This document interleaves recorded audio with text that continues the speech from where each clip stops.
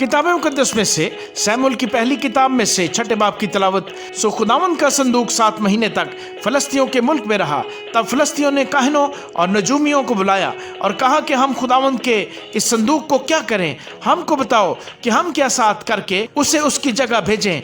उन्होंने कहा कि अगर तुम इसराइल के खुदा के संदूक को वापस भेजते हो तो उसे खाली न भेजना, बल्कि जुर्म की कुर्बानी उसके लिए जरूर ही साथ करना, तब तुम शिफा पाओगे और तुमको मालूम हो जाएगा कि वो तुमसे किस लिए दस्तबरदार नहीं होता। उन्होंने पूछा कि वो जुर्म की कुर्बानी जो हम उसको दें क्या हो।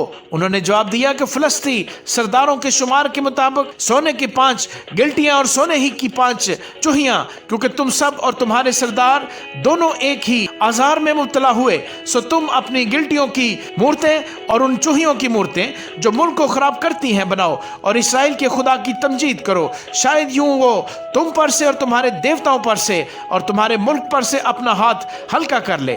तुम क्यों अपने दिल को सख्त करते हो, जैसे मिस्रियों ने और फराउन ने अपने दिल को सख्त किया जब उसने उनके दरमियान अजीब काम किए। तो क्या उन्होंने लोगों को जाने न दिया और क्या वो चले न गए।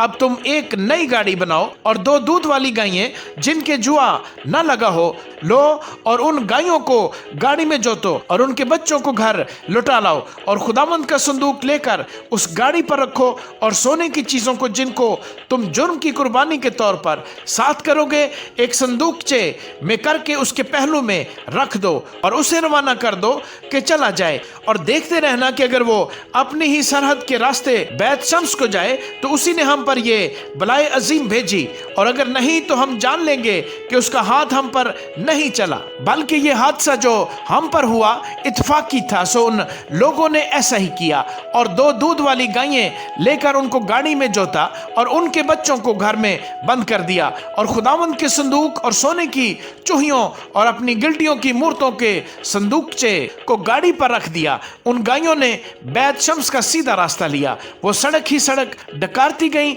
और दाहिने या बाएं हाथ न मुड़ी और फिलिस्ती सरदार उनके पीछे पीछे बैत शम्स की सरहद तक गए।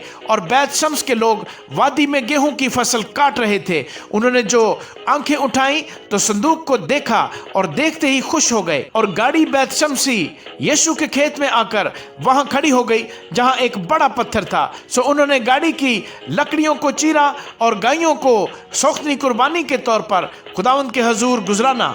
और लावियों ने खुदावंद के संदूक को और उस संदूकचे को जो उसके साथ था जिसमें सोने की चीजें थी नीचे उतारा और उनको उस बड़े पत्थर पर रखा। और बैत शम्स के लोगों ने उसी दिन खुदावंद के लिए सौख्तनी कुर्बानियां चढ़ाई और ज़बीहे गुजराने।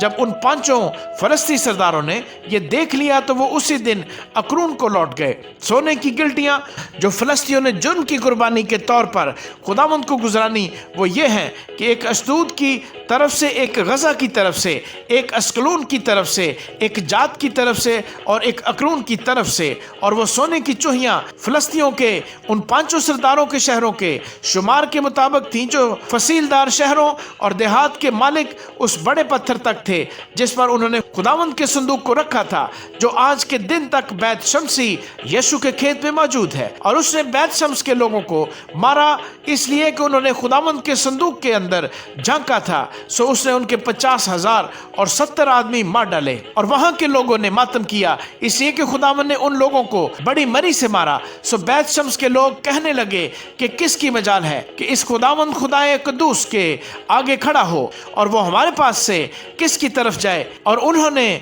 करीत यारीम के बाशिंदों के पास कासिद भेजे और कहला भेजा कि फिलिस्ती खुदावंद के संदूक को वापस ले आए हैं। सो तुम आओ और उसे अपने यहाँ ले जाओ। आमीन।